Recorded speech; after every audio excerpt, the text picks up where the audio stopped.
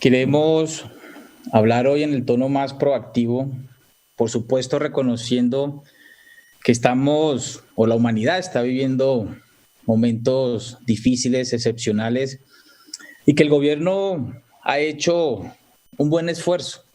Por supuesto, faltan muchas cosas, entendemos que hay errores, pero queremos en esta presentación que voy a hacer en nombre del Partido Cambio Radical, que propende por la reducción de la pobreza, por lo social, por las causas más justas, desnudar los errores, proponer y también resaltar las cosas buenas que deben continuar. Pero antes permítanme hacerles un contexto en lo económico, porque si nos comparamos con la región, Colombia en su impacto o contracción económica, pues no va a recibir un guarapazo tan fuerte. Porque aquí tenemos los diferentes expertos. El Fondo Monetario Internacional dice que vamos a tener una contracción en nuestra economía hasta el menos 7.8%. El gobierno estima entre el 5% y el 7%, pero países con economías similares o algunas más pujantes como Chile van a tener un decrecimiento que va a llegar hasta el 10%. Perú llegará al 13.9% y China, por ejemplo, tendrá un crecimiento solamente del 1%. Las cifras de desempleo todos las conocemos, 21.4% y en las principales capitales 24.6%. Pero miren, Ibagué, Huila, con un desempleo que bordea el 40%. ¿Cómo está la afectación de nuestra economía? Y hoy quiero hablar por sectores que pese que se ha hecho muchas recomendaciones al gobierno nacional, no hemos logrado una reactivación. Restaurantes, ya se han perdido 300,000 empleos, ya han cerrado los 90,000, 36,000 restaurantes. El sector del transporte intermunicipal tiene pérdidas de 2 billones de pesos. No han logrado reactivarse, están en un 90% paralizados. Y nuestros microempresarios ya han tenido pérdidas de 910 puestos de trabajo. Ya han cerrado 80,000 establecimientos comerciales. Y este es el primer mensaje que queremos mandarle al país, pero también al gobierno nacional. Los logros son buenos, nos falta y es necesario, compañeros, la declaratoria de una nueva emergencia económica. Yo ya veo al gobierno con la intención de presentar proyectos de ley y con el respeto propio de la actividad legislativa, los debates a veces son engorrosos, a veces se polarizan por los diferentes intereses o las ideologías políticas y a veces nos podemos tardar no semanas sino meses en aprobar un proyecto de ley. Y el gobierno tiene todavía esa herramienta y yo le pido con todo respeto que la utilice. Si queremos tener nuevamente el subsidio de la nómina, no presenten un proyecto de ley, declaren una nueva emergencia y dentro de las propuestas que vamos nosotros a esbozar, muy bueno que también las acojan. Lo primero que quiero tratar, educación. Y yo quiero, compañeros, hacer una reflexión con real sentimiento, porque allá afuera tenemos a jóvenes ávidos de conocimiento, deseosos de oportunidades, pero que se les está creando odios innecesarios, que reprochan lo público. Yo logré ser gobernador muy joven, a mis 29 años, pero yo veo la juventud desorientada, con pocas esperanzas y con frustración, y actuando con el ímpetu de la juventud, deseosas que se tengan soluciones por parte de nosotros. Ojo, compañeros, no nos equivoquemos con el liderazgo, que la polarización aquí interna en el Congreso le está haciendo daño a la juventud. Y ya les voy a decir por qué. El Fondo Solidario, resaltamos el esfuerzo, 217.000 millones de pesos. Se quiere llegar a una cobertura del 100% de la matrícula. Gracias, gobernadores, gracias, alcaldes. Han hecho un esfuerzo conjunto que eso nos ha llevado a tener casi 1 billón de pesos para invertir en el 70% de las matrículas. En el ICETEX logramos duplicar, por supuesto, las ayudas llegando a 66,000 beneficiarios. Pero aquí vienen los problemas. Los estudiantes persisten todavía en que no pueden estudiar. La deserción de la educación superior va a llegar hasta el 30%. Y estamos siendo muy moderados. Un ejemplo, las unidades tecnológicas de Santander, de 18.500 matrículas a 16.000, un 14% de deserción. ¿Qué otro problema ha desnudado la pandemia? La conectividad. El 96% de los estudiantes de las instituciones de educación superior, estrato 1, 2 y 3, tienen dificultades tecnológicas. En Cartagena, el 54% de los estudiantes de economía tienen un computador. Si a veces nosotros acá tenemos dificultades con nuestro computador, podemos utilizar a veces el celular, pero hay jóvenes que no tienen ni celular ni computador. La cobertura en el campo de 4G llega hasta el 10% y lo más triste, lo más lamentable, el 80% de los estudiantes rurales no tienen computador. Una propuesta, y yo creo, compañeros, que me quedé corto en la propuesta, porque si el anuncio que acaba de hacer el señor presidente se consolida en realidad, tenemos una muy buena noticia para esos jóvenes que están allá afuera, al cual le debemos dar ejemplo, que nosotros a veces somos modelo de ellos a seguir. Y el gobierno anunció, la cifra aquí la tengo, 569,000 ayudas para los jóvenes de estrato 1 y 2 para un 100% de la matrícula. Y el resto, un 70%, el resto de los estratos. Nosotros hacíamos esta propuesta. Esto no es para este año, esto es para el año 2021, porque con los 267,000 millones logramos una cobertura. Pero si nos estamos gastando 28 billones en las empresas, si nos estamos gastando 6 billones para ayudar a subsidiar la nómina, ¿por qué no nos gastamos billones de billones en la juventud? En esos jóvenes, reitero, que tienen por lo menos prendida una vela de esperanza. La propuesta rápidamente, no solamente para el estrato 1, no crean, el estrato 4 sufre. La clase media también ha sufrido en esta pandemia. Y la cobertura, lo que queremos hacer nosotros es gastarnos 400,000 millones. Miren la cifra comparada con las otras ayudas. 400,000 millones. Para el estrato 1 y 2, la cobertura de 250,000 millones, el presidente anunció 400,000 jóvenes para el estrato 1 y 2, subsidio de 1,250,000 millones. Para el estrato 3, 150,000 jóvenes, 660,000 pesos para gastarnos 100,000 millones. Y así sucesivamente nos gastaremos 500,000 pesos para el estrato 4, para 50,000 millones, para ayudar a esta juventud que quiere salir adelante. El gobierno nacional ha hecho un muy buen esfuerzo en cuanto a los computadores.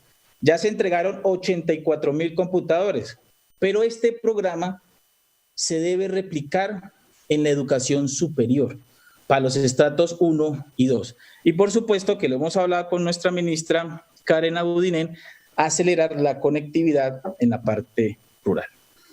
El segundo tema, los subsidios para el acueducto o los servicios de acueducto y alcantarillado.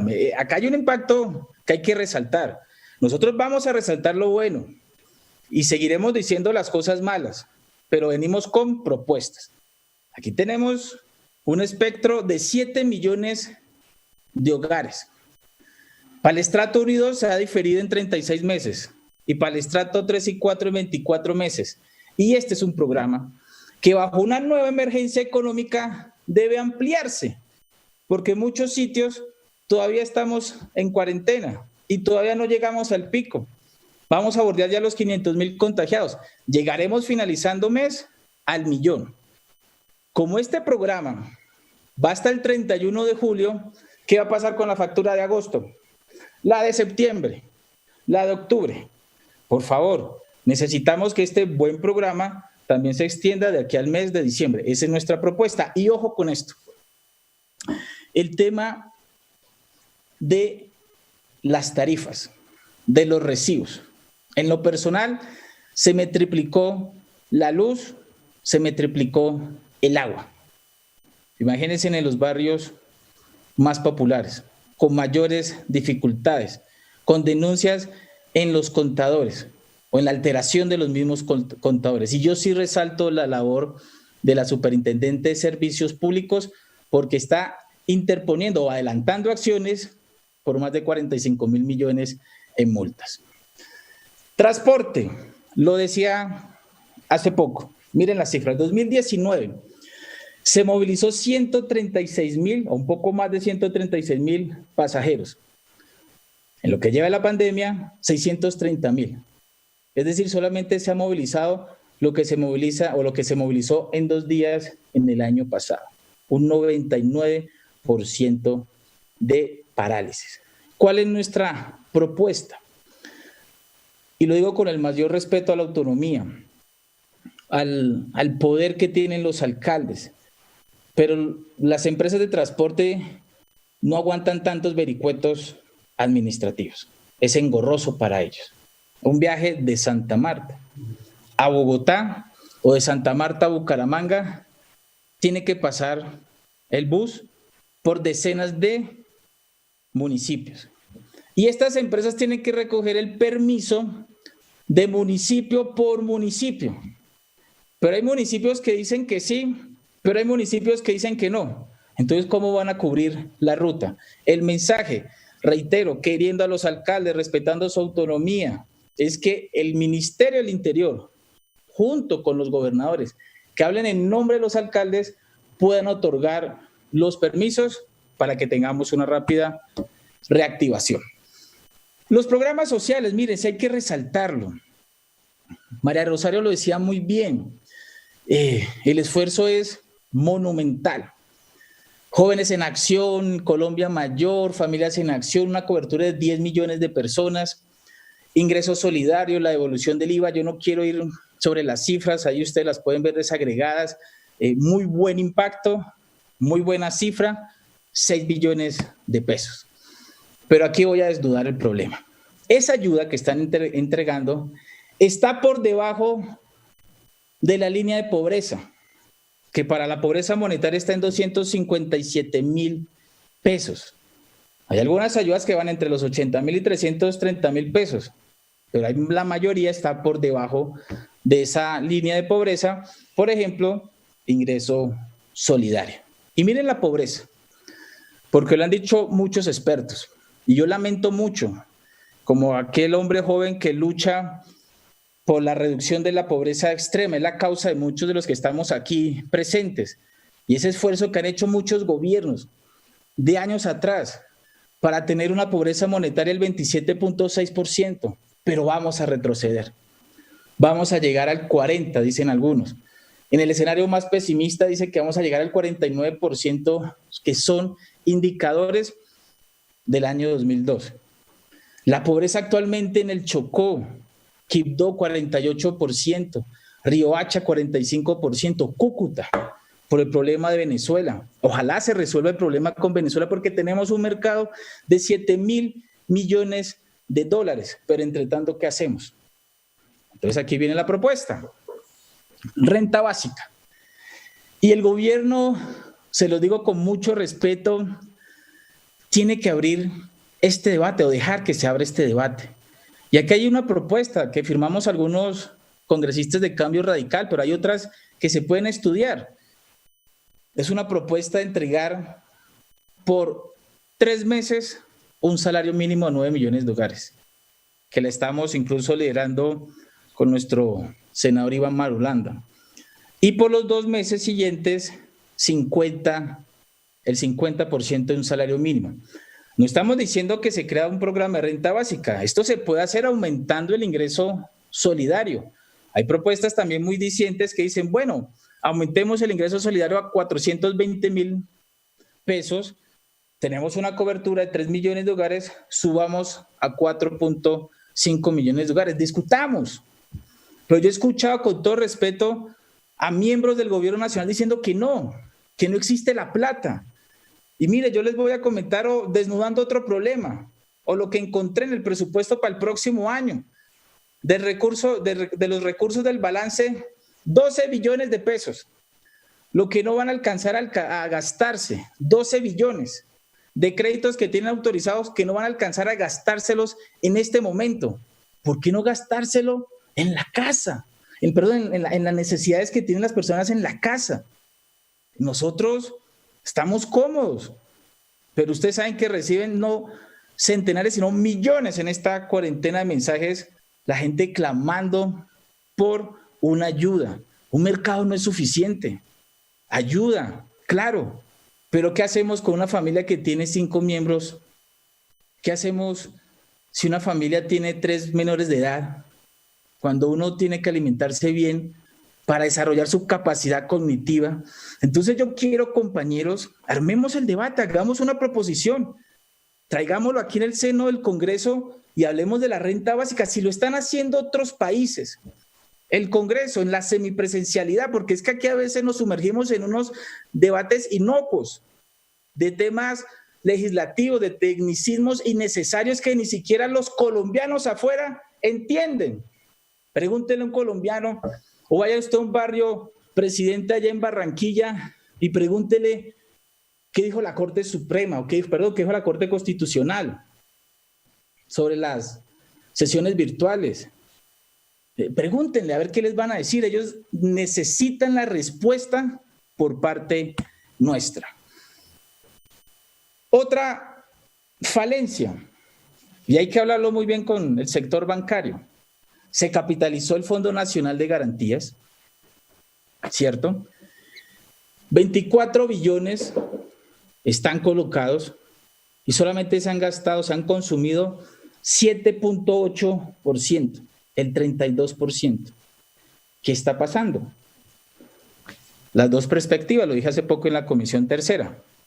Lo primero, que los bancos no son conscientes y están colocando muchos requisitos. Los mismos requisitos que tenían el año pasado. O que los sectores, o los colombianos, tienen temor de endeudarse porque no ven una pronta, correcta reactivación. Pero aquí tenemos plata, compañeros. Tenemos plata para poder nosotros ayudar. Pero que verdaderamente la banca sea un poco más flexible, que el superintendente sea un poco más laxo en los mismos requerimientos. Entendemos el asunto del riesgo, que tenemos que ser conservadores con el riesgo. Y el riesgo de perder los empleos, ¿quién nos da la solución?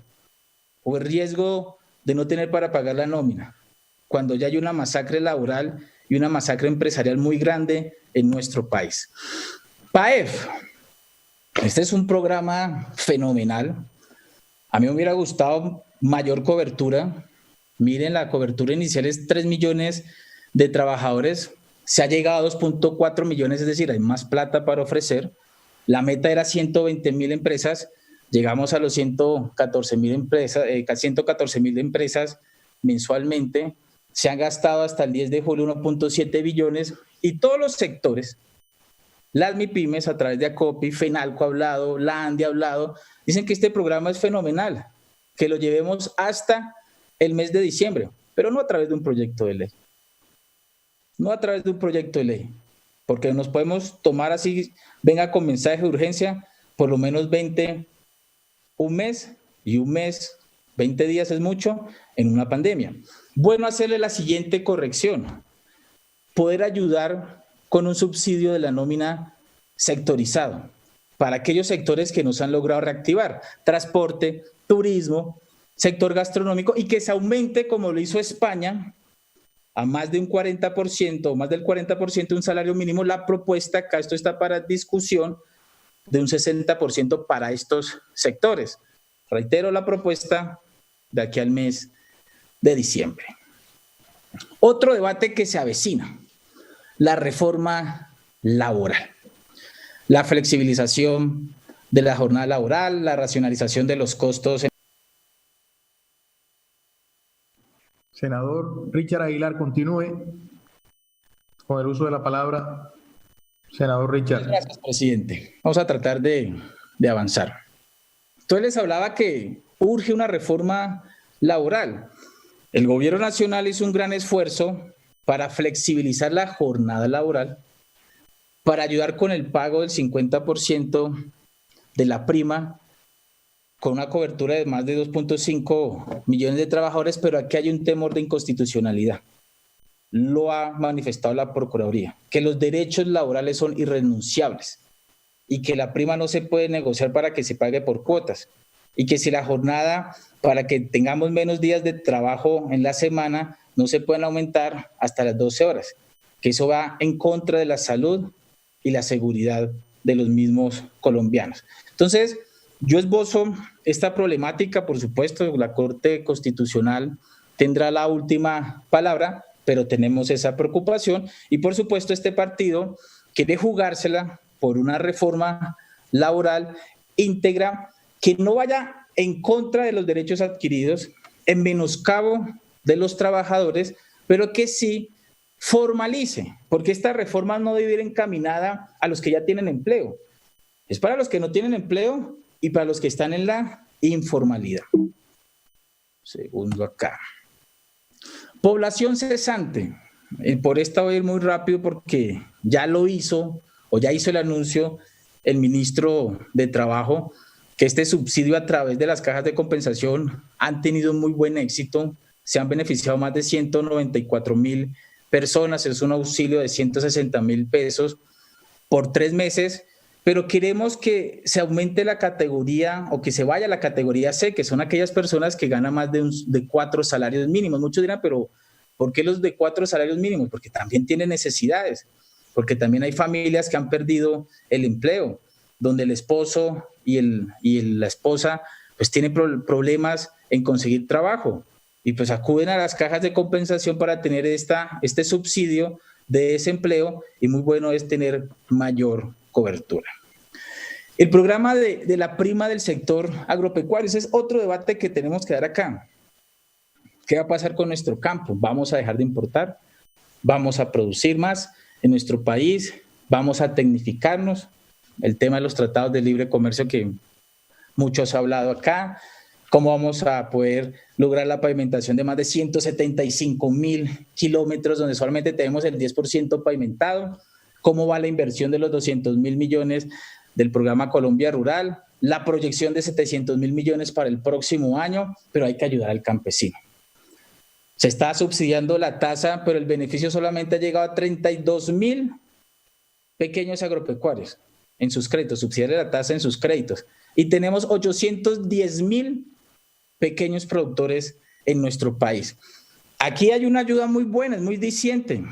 Ojalá se prorrogue, todavía sigue siendo insuficiente, que aquellos pequeños productores que hayan tenido pérdidas de más del 20%, pues se le ayuda con un incentivo de 220,000 pesos por cada empleado.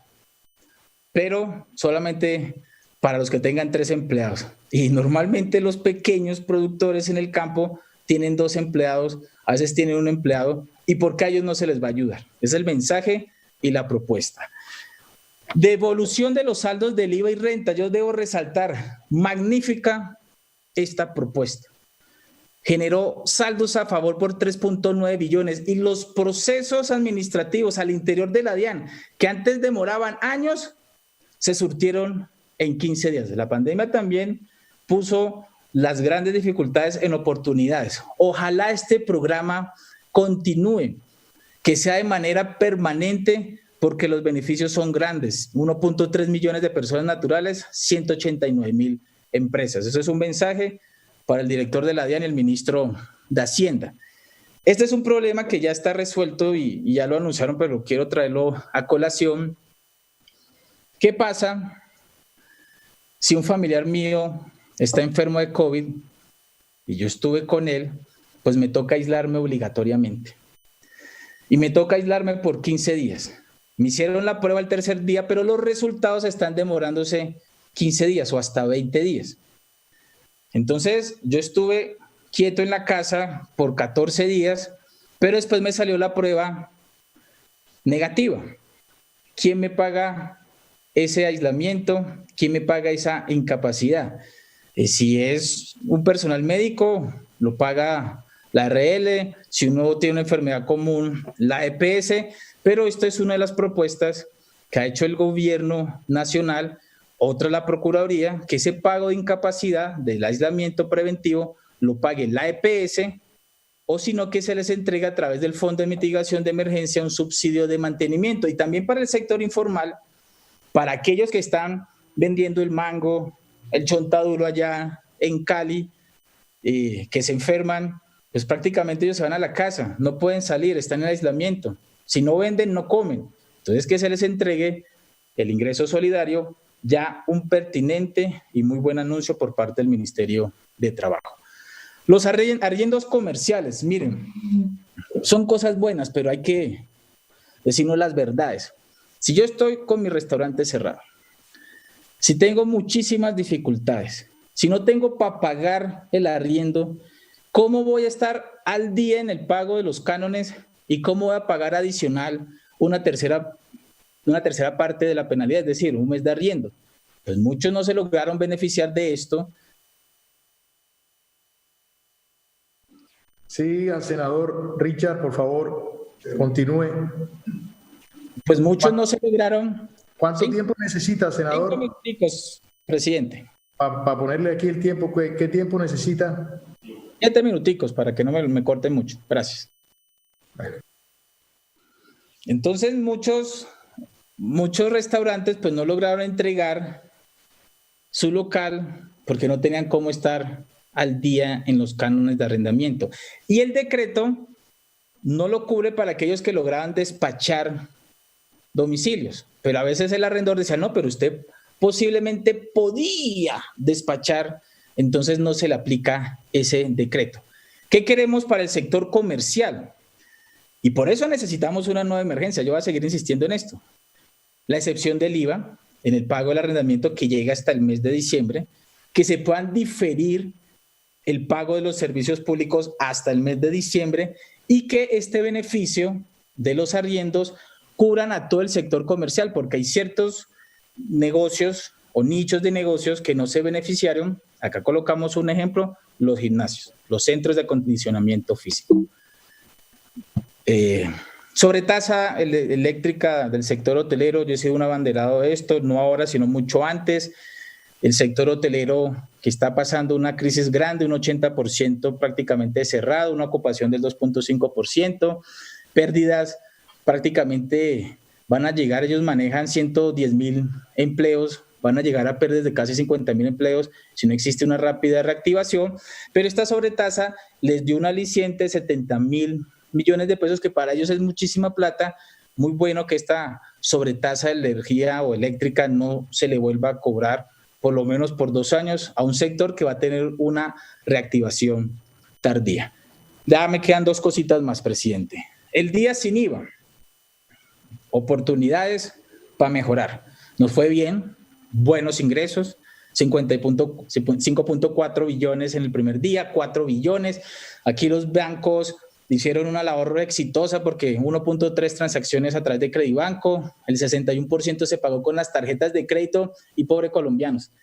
¿Sí saben que las tasas de las tarjetas de crédito han aumentado? Hay bancos que han aumentado hasta el 6-7% relacionado con el mes de febrero. Entonces, todos salieron felices porque querían comprar su electrodoméstico, pero se endeudaron.